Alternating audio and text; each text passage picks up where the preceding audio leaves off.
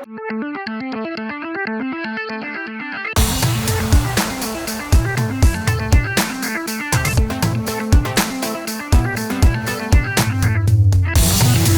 you recall, back in my Carnival video to be exact, I told you all about how my big brother and I would go spend the weekend with my grandma when we were kids. We would stay the night and watch the latest episode of our favorite cartoons, wake up and go get breakfast at IHOP, then go to the mall for lunch and occasionally one video game of our choice. New Pokemon games were usually when we would start to beg though. I remember so vividly getting pretty much every new Pokemon game up until Diamond and Pearl, especially Ruby and Sapphire. And we would also ask for guide after guide after guide after guide after guide after guide. I've gone into this subject before, but this was when my brother and I were huge into Pokemon. So, as if we were targeted by the head honchos themselves, we started seeing commercials for this new kind of Pokemon game, but instead of battling trainers or even playing as a trainer, you would take control of yourself as a Pokemon. We were so captivated.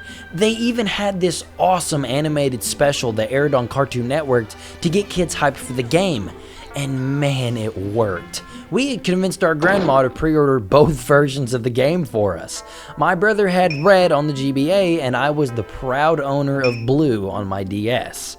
Potentially spoiling my thoughts on the remake here, I adored it. It's probably one of my favorite DS titles ever. I would dabble in Pokemon games here and there, but my love for the series kind of started going downhill after Ruby and Sapphire. Diamond and Pearl were fun, and actually the entire reason Nick and I started hanging out. But even as my thoughts and interests on mainline Pokemon have kind of dwindled, I have never felt that way about the Mystery Dungeon games. So you can imagine my excitement when an out-of-nowhere Nintendo Direct sprung the announcement of a beautiful recreation of my childhood was coming to the Switch. And I hope this little history lesson has made you see why this purchase was a no-brainer for me. But even if my rose-tinted glasses are glued onto my head at this point, I still want to see if this new remake keeps the same charm that the original had, and if I feel the remake will be able to have the same appeal for kids today in a similar position as me all the way back when, or if they're better off sticking to something more traditional. But no more procrastinating. Let's jump in now. So on the day of the Direct, the demo for the game was put out. I made a beeline for it, and wow, can I just say off the bat, this game looks so amazing? It's just so cute looking. I feel like I'm playing the cutest Pokemon children's book illustrated by a master colorist. I don't know.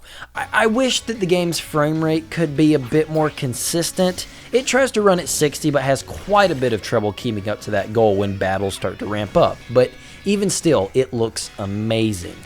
The game is now sporting much more dynamic in-game cutscenes to give those intense moments like boss appearances and such more oomph. And it's a little stiff with some limited animations, but it's more charming than distracting, I find. I really like the backgrounds too. If you look closely, you can tell when background elements are drawings or modeled out in 3D, and some effects and imagery on display really impressed me. I love the way this game looks. It will have no problem aging incredibly well. Again, the treatment to presentation, sound, and music are all top-notch here, especially that music. When I was younger, I was probably like, I don't listen to music on my DS, it's just beeps and boops. But now that I'm not as much of a dumbass, this OST has some good stuff in there. Some of the pieces are better than others, but there was nothing I would classify as bad. But this isn't just a visual and auditory overhaul.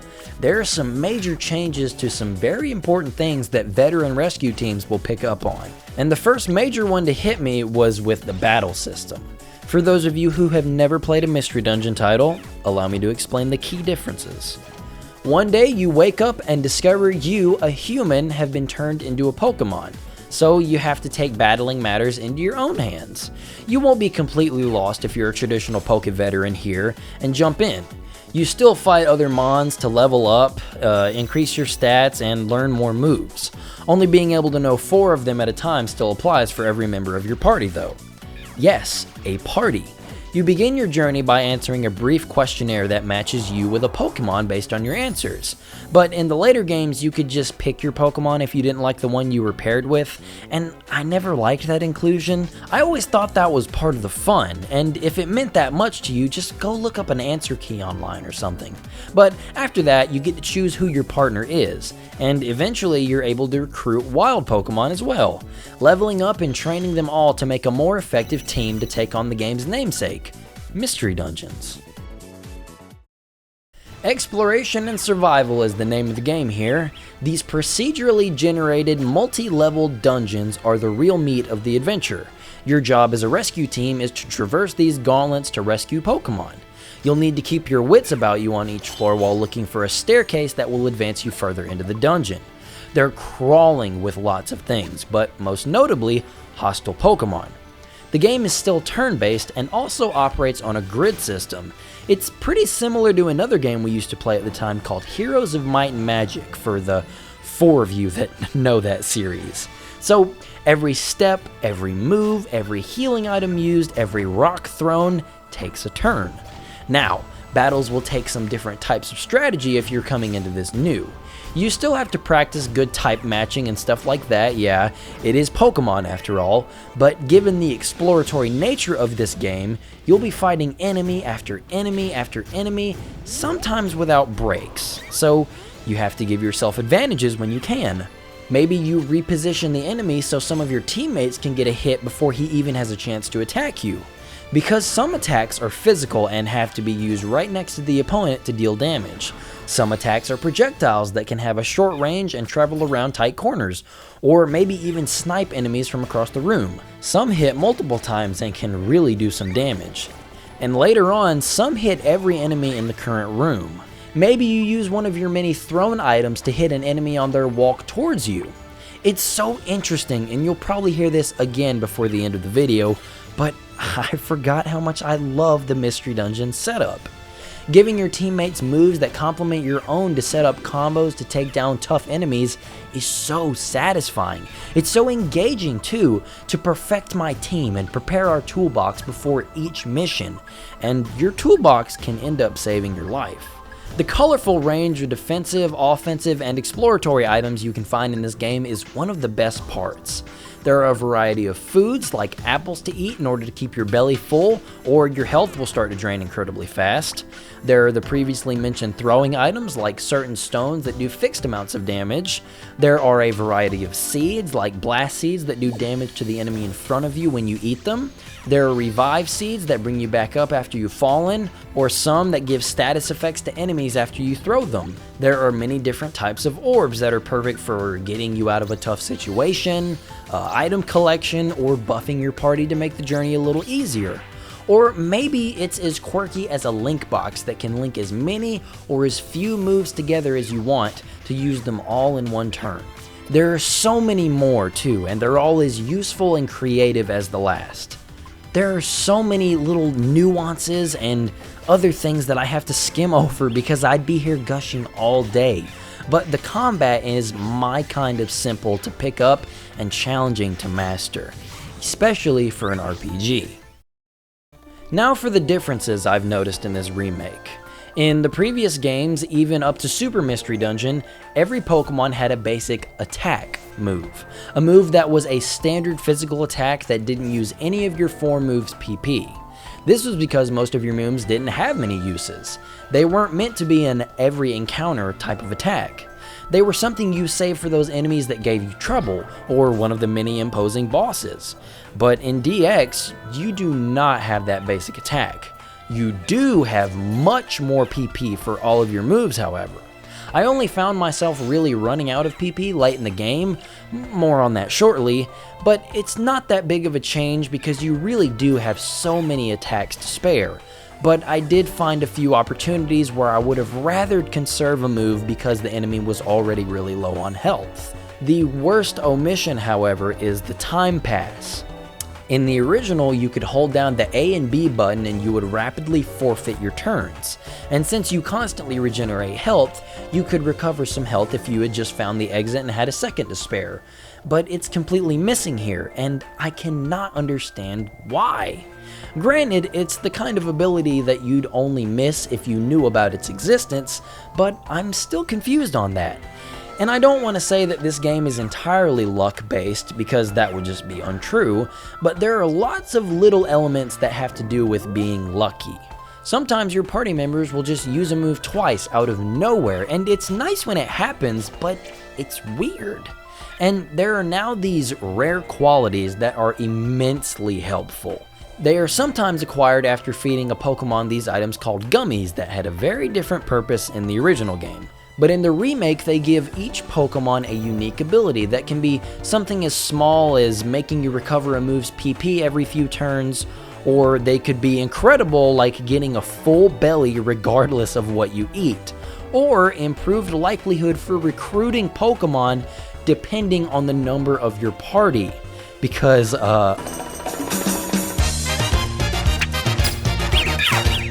wow, these would have been so helpful 15 years ago. And recruiting Pokemon in the dungeons is different as well. So each dungeon now has a quota of how many Pokemon you can bring into it. But the original worked on a size rule. You could only have so many tiles taken up in a dungeon, so having a legendary on your team meant you were only having one other normal sized Pokemon follow you since they were so huge. But now it's pretty much just party slots, and you have as many as the dungeon gives you. It's typically 3 though. But when you defeat Pokemon, you might sometimes make an impression on them and they'll want to join your rescue team.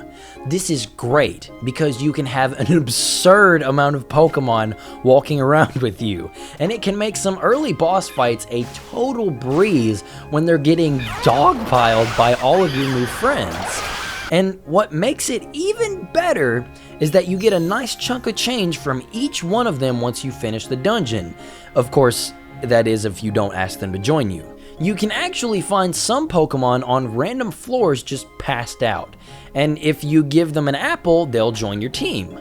And okay, I don't know if I got really lucky, but I found some extremely strong recruits this way, and it almost seemed unfair, but I'd say other than that, everything is about the same. Certain Pokemon can still walk over certain terrain if their type allows, or they have the special ability. Monster rooms still suck to walk in on, but it's a good XP bonus. And traps make their annoying yet welcome return. Everything's all accounted for, even an aspect of the game that I had forgot how much I loved: the story. Ooh, I don't remember the last time I covered a game's story and actually cared for it. Mainly because stories in games don't usually captivate me. I've been over that, it's no secret. I just pay attention because I don't want to be hopelessly lost. But this game has an extremely unexpected amount of depth and heart to be a Pokémon game. It has no business being as entertaining as it is. I mean, the premise is about as lame and gimmicky as you can get. You play as a human that gets turned into a Pokemon. What the f*** is that? I know, it sounds really stupid, but the characters make it so endearing. I'm telling you guys, the partner character is so wholesome and cute, even though that's kind of everyone now that I think about it. If you couldn't already tell from the footage, I went with Charmander as my partner after I became an Eevee.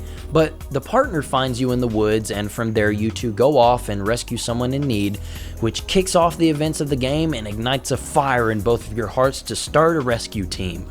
The partner is infallible good. He constantly stands up for what is right, but still gets scared and will even actively lie to get himself out of a scary situation. It's cute, but it works as the perfect foil to the player character. You can call him on his bullshit, or you can go along with it depending on what you choose. Because unlike every other Pokemon game, your character speaks. They have reactions to the things that happen around them. He still stays in his head mostly, but it's still nice to see what this character is thinking while all this crazy stuff is happening. and it makes the interactions with all the other Pokemon more believable. As you go along the journey, you'll meet all kinds of interesting Pokemon with all kinds of different personalities and quirks. This world that you find yourself in feels naturally inhabited too. The townsfolk have unique dialogue before or after a major story event takes place. They get scared, they get mad, they become overjoyed, and a lot of it's because of you. I even laughed several times. The Diglett family exchanges, they get me every time. And even the game's little dumb narrations just have a humorous observation to poke at the weird townspeople, and I love it. All the little individual character portraits that emote are so adorable and expressive, and it makes my little caricatures just jealous, even if I think poor Tyranitar over there is just a little off model. Without spoiling anything, I actually teared up after beating the main story. This is the best Pokemon story I've ever played through. It's probably one of my favorite stories on a Nintendo console in recent memory, which is a bold claim, I'm aware. But I'm telling you, I had that good of a time when going through the main story. Because everything I've just mentioned can be classified under the umbrella of the main game. It probably makes up a little less than half of the amount of time you'll put into this one. Look at all the extra boss slots after I beat the game. I blurred out the main adventure's boss fights, so just take that in. That's an insane amount of content after the credits roll. So I'll tell you now, if I've convinced you to go buy this game at this point and you have never played the original game, stop watching this video, please. You will definitely want to save yourself the surprise of all the fun stuff that happens after you beat the last boss. Trust me, because I'll be going into some spoiler-ish stuff here, and it's worth the many surprises. The rescue team veterans in the audience know exactly what I mean. You can skip to the timestamp on screen if you want to catch my closing thoughts if you're still teetering on the fence, and I'll give you a second. Are you gone? You ready? Okay, here we go. So, after finally beating the game, there are several things that open up for you to do. You can now go evolve any Pokemon for better stats, even though you have to say goodbye to your cute little bandanas.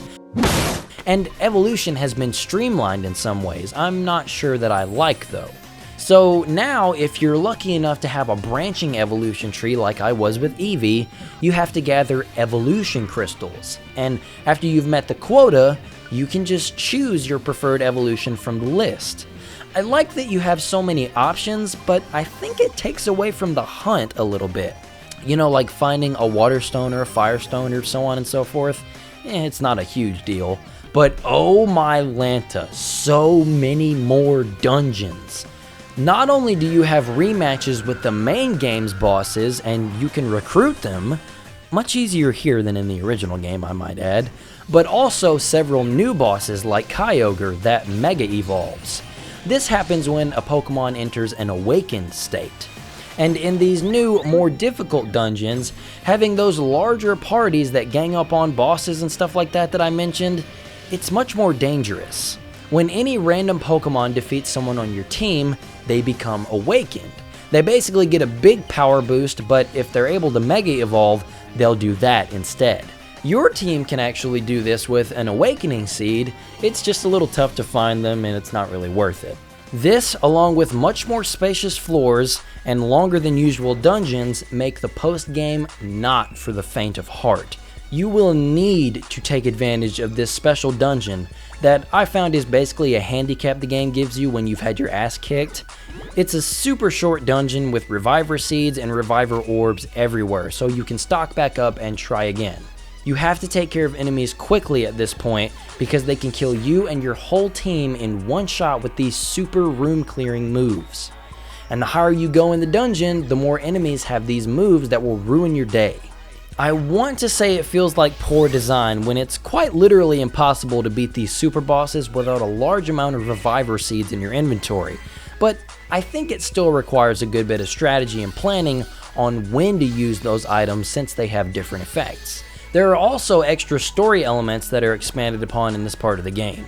Even though your characters have evolved, that doesn't mean you're not the same people. You still interact with crazy things that come your way, and there are very interesting pieces to the puzzle that are revealed to you as you go further. You will not be bored in the slightest after the credits roll. It's actually quite the challenge, but you're up for it. You know, I think the reason I haven't bothered to pick up any mainline Pokemon games since Alpha Sapphire is because they haven't improved enough for me to want to get back into it. But the Mystery Dungeon formula is the best breath of fresh air that I forgot existed. And unsurprisingly, I didn't find much to be wrong with this remake. It's the first of a series of Pokemon games that I believe to be more fun than the main series. Which, again, I know is a very bold statement. But it's just how I feel about this game. It's also a big reason why this one took so long to come out. I couldn't put the controller down long enough to start working on the video. Its randomized dungeons ensure that every second is new and exciting. The combat is strategic and leaves so much room for creativity, it's unreal. The story is one of the best parts of the game. It is carried by a cast of lovable and well-written characters that feel as authentic as they come, while it will give you hours of entertainment beyond the credits in the robust post-game, which is perfect for the handheld mode. Pokemon fans will be welcomed by so many fresh ideas while still feeling right at home with a familiar index of monsters and moves to find new uses in. If you're a Pokemon fan that has felt the mainline series push them away ever since Diamond and Pearl like I did, you owe it to yourself to pick up this game. Or just try the free demo. You've got nothing to lose.